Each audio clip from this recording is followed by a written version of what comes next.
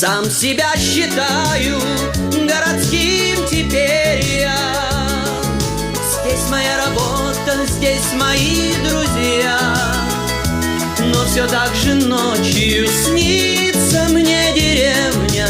Отпустить меня не хочет родина моя.